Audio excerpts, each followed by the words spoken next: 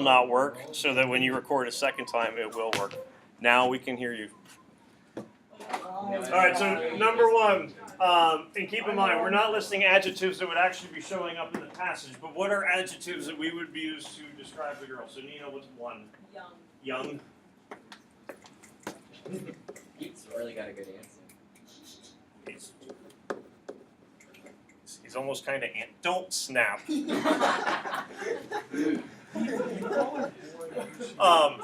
Not, and we're going to do this for everyone. So, Nina, what part, not disagreeing with you that she would be young, but what would kind of cement the fact from lines 1 through 6 that we're probably dealing with a young person? Well, they called her a girl. Okay. Yeah. And, yeah, young woman, teenager, adolescent. Picture yourself as a girl in a bedroom with a pen in her hand.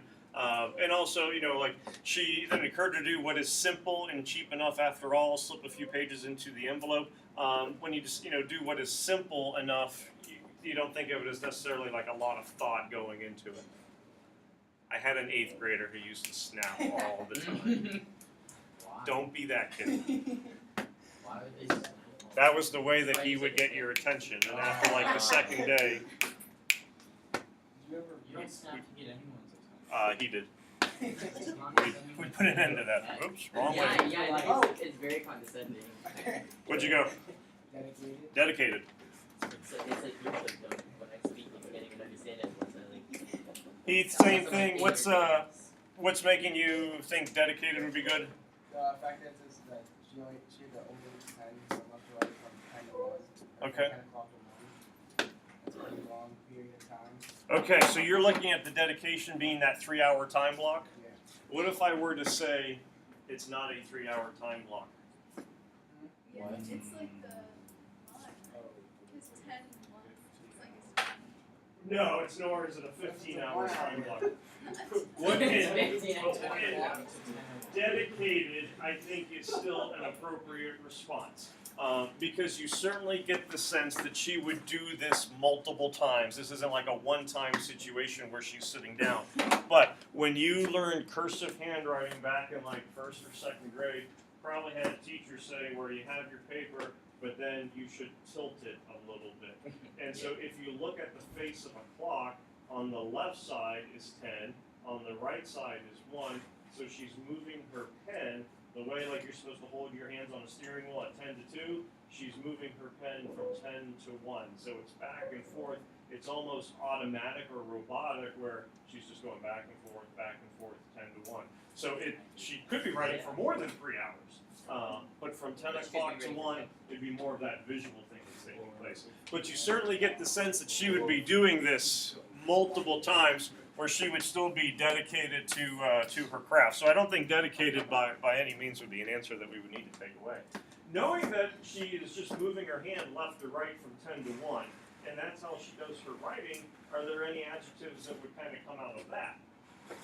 Because you get the sense that it's pretty what for her? Easy, natural, so, talented, intelligent, gifted, something along those lines would probably be an appropriate adjective that we could use as well. Anything else? Any other adjectives that we have? Grant, anything we didn't touch on?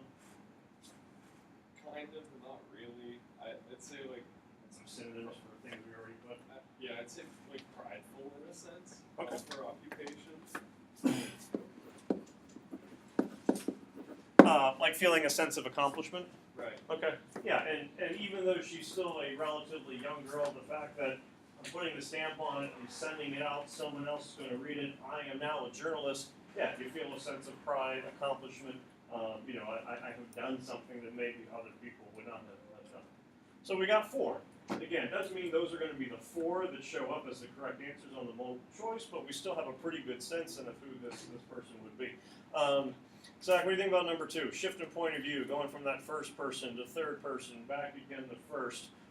What's the effect that can end up having? Well, I mean, like, the way that I got it is that it, you're like, the way that she, like, describes the girl, writing in her bedroom, that, like, helps you better, like, visualize her as a young girl actually becoming a journalist. Like, instead of her just saying, I was young, I used to write in my bedroom. It said there's more of like a story aspect to it. Okay, so it creates, so far as what it has the effect, kind of creates a story, a storytelling feel.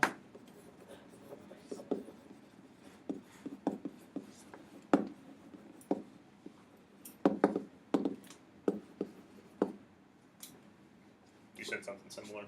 Yeah, I said something. Okay.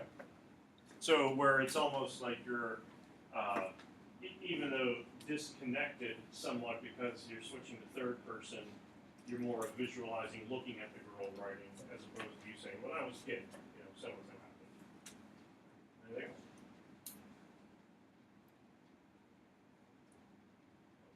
else? Saw the tonsils back there. You get them taken out, you know? Yeah. Me neither. Really? I feel like everyone gets it. I had mine. Yeah, apparently. It was terrible. I was in first grade. When it I got happens, mine. I'll be there to support. Alright, I want to jump down to number 5 because I think 2 and 5 are kind of related. But wait a moment, because now we're signaling a shift from that end of the first paragraph going on to a second paragraph. So we had a shift in pronouns getting used now, but wait a moment. How would you describe the shift going from paragraph 1 to paragraph number 2?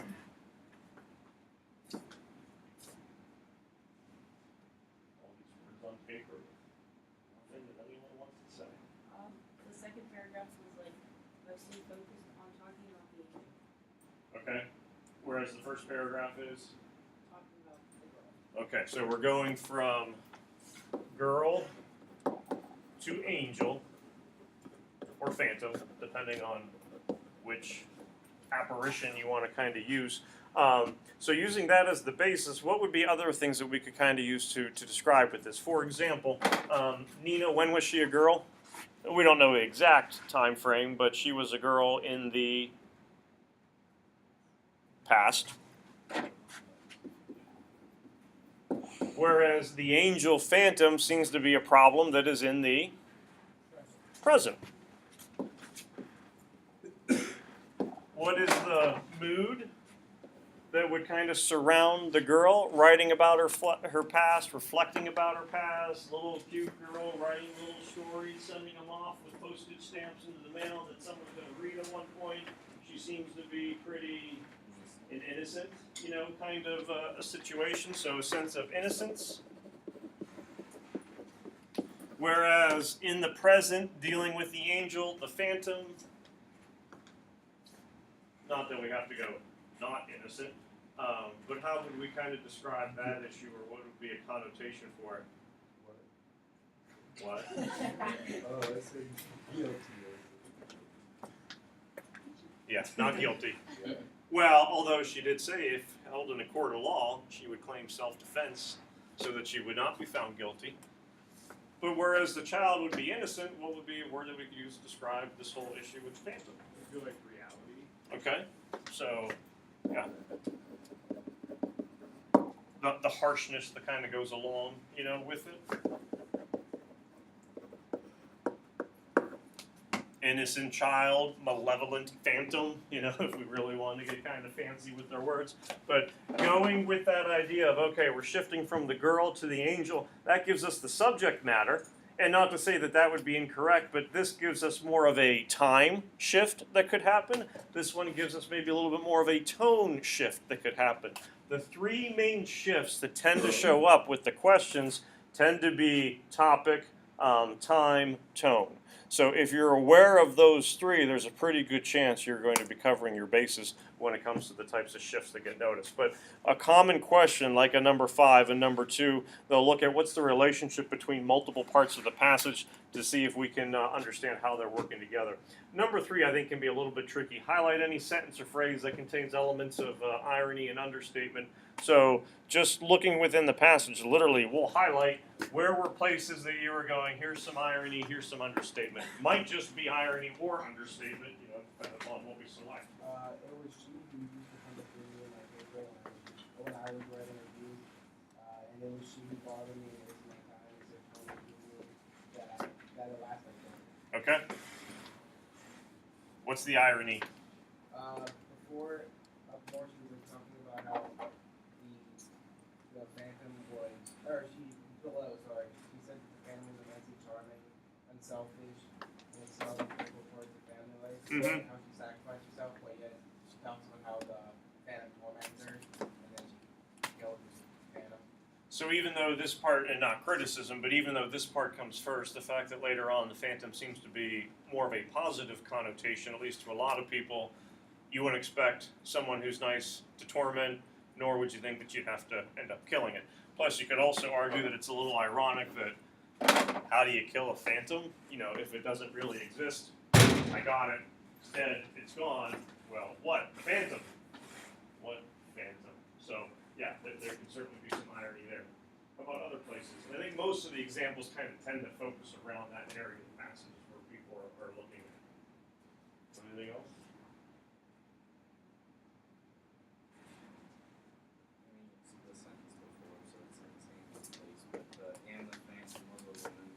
When I came to know her better, I called her after the heroine in the famous poem.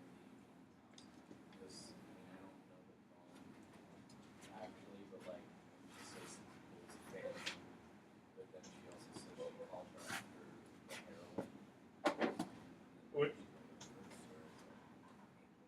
Heroine, angel, positive connotation again. Phantom, not so much. Nina, do you have another one? I not killed her, she would have killed me. Okay.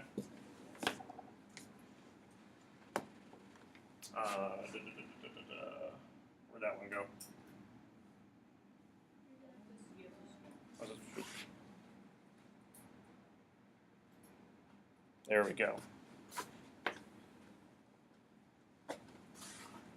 Don't get killed by any phantoms tomorrow.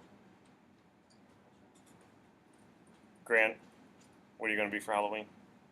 Man, I don't know. I'll probably just hand out candy. Man. I just don't want to think about it. It's one more obligation. Just what are you going to pass out? Probably like Snickers or something.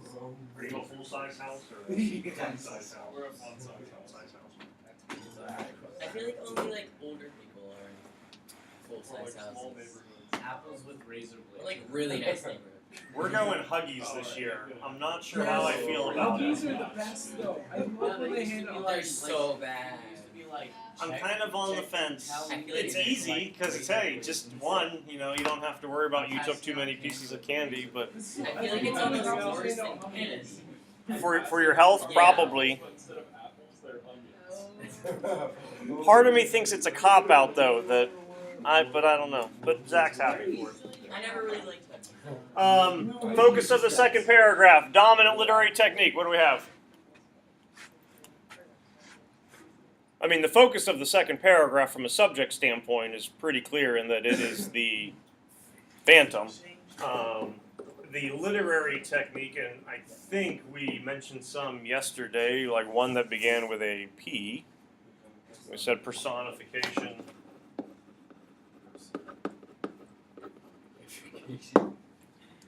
Which one of your literary terms for tomorrow is close to personification? It's the one that you can't smell. Anthropomorphism. Angel in the house is represented as a phantom because. So we took a look at the irony in the sense of the angel and the phantom. Why would she take the heroine of the poem and represent it as a phantom? Connotation-wise, because the phantom is. Spooky. What a wonderful Bad. language word. I'm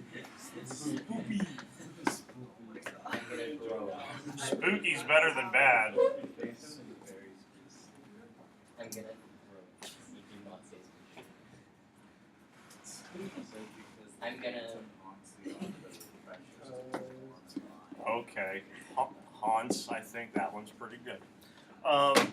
Syntax, lines 15 to 18. I know it says serves to, but let's kind of start off with what is the syntax? How would you describe what's happening in lines 15 to 18 when we have, you know, down here, she was, and goes through that whole list of stuff? Emma? They're like short sentences, but it's like pretty good. Don't look at the answers. All To what happened? I didn't realize only like 3 of them were Photograph. So, short statements. I do think there's a literary term that you could use from last week to describe the sentences. No. Alliteration. No. It begins with an A. Because they all begin with an A. alliteration. It, She was. She was. Anaphora. Anaphora. There you go. Both pronunciations are acceptable. I feel like anaphora is not acceptable, but you just accept it because you said Yeah. it. Actually, I don't And if you are going with anaphora Actually, or anaphora, you could also argue PS. like the bun. PS. 2 words. Because you have that repetition, there would be parallel structure that would be taking place as well. Yes. Now, it says serves to, and so 9 would kind of go along with this as well, where we're describing it as being anaphora, parallel structure, these short sentences that seem to be very complementary. How would you describe the attitude? Like, is it complementary in the fact that you're saying all these good things, or is there some kind of other attitude that you see? He's so smart, he's so charming, so dedicated. Wow. It was very spontaneous. Why? He sent me a reminder on Sunday, like, I'm so sorry. paraphrasing, I like those weekly syllabus texts. Oh, yeah, you send I was out. saying- I said- I feel like you don't get much appreciation. Except he feels like, which right away, what am I wondering? Is he really looking? I live for like 7:37 on Sundays. Sometimes. 4 notifications Yeah. in a row from Mr. I feel like I Yeah, the CHS argumentation I live for and that the time. English. Mr. Kane, I sent you. But then I get the one. So there could be some potential sarcasm, as Emma was mentioning, where being very complimentary, but is the intent to really compliment, or are we going, she was this, she was this, she was this, but she's still a phantom, she's still a dirty, rotten scoundrel, she's still an obstacle that's preventing me from doing what I want to. So certainly it would seem like, yeah, that overall attitude is going to be, in the words of Jesse, bad. Actually trademarked that word. You must be rich. Angel symbolizes bad stuff. Like Victorian era gender role. Like society. Like society. I had a professor in college who his least favorite word was society. We live in a society. Which I kind of see where he was coming from, because we just tend to use it as, when I don't know what to say, well, it's society. For Victorian era, what aspect of society is really determining the gender roles? We don't really mean society, but we mean which half of the population for the most part? Well, not just the upper, but the men are determining We live in a what the gender role would be. Now, according to the writer, because the angel did all these things, sitting in the drafty part of the house, eating the piece of the meal that other people would have wanted, what does she do with those gender roles? She doesn't break them. The angel or The angel, yeah. Oh, perpetuate. So perpetuate, accepts it, and the idea that not going to argue against it the way that the narrator does. In catching the angel by the throat, the narrator or the author is asserting her dominance. When I teach that, And there certainly could be some other terms we'll use, but for the sake of time, pass out the questions with the multiple choices. And you can keep out your answers that we already have. Oh, okay. Not fifth grade or anything. But the hope is, again, not that the words that we came up with necessarily are going to show up, but do we see a pretty clear connection connection between some of the ideas that we stated and what is showing up on the actual question from 2004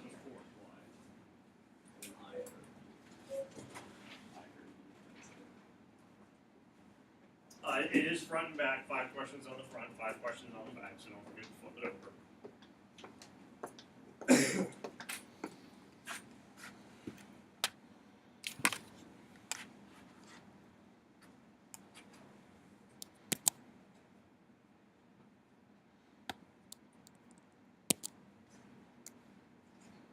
An apple. Put a candle. So number 1, recognizing we have the keyword except, which of the following would not describe E, fearful. So, you know, all those things are pretty close to things that we were coming up with, but yeah, fearful would not be something to describe her. How about number 2, the shift in point of view? Distinguishing present speaker from her past self, not dealing with split personality.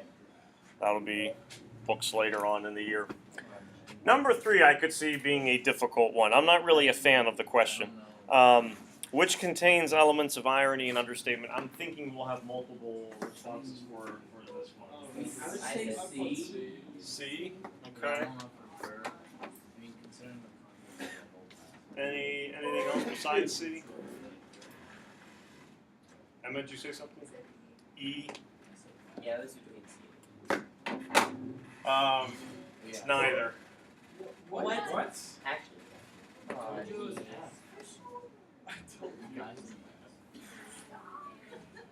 B. Whoa. Oh. I'm not a fan of the question because I could see arguments being made for multiple questions. There have been times, this is not one of them, where they have omitted a question from the score, or we're not going to count question number 32 because we decided it's an invalid question. I discovered that if I were to review books, I should need to do battle with a certain fandom. The irony being the fact that you don't think of book reviews and like battles necessarily taking place. And understatement, it's not simply just a phantom or an apparition, but it would be a present, gender role kind of prejudice that the writer is taking place. Yeah, I would agree that you definitely have metaphorical aspects to it, and like for was it question number 7 question number 4, the second paragraph involves which of the following? It's a controlling metaphor.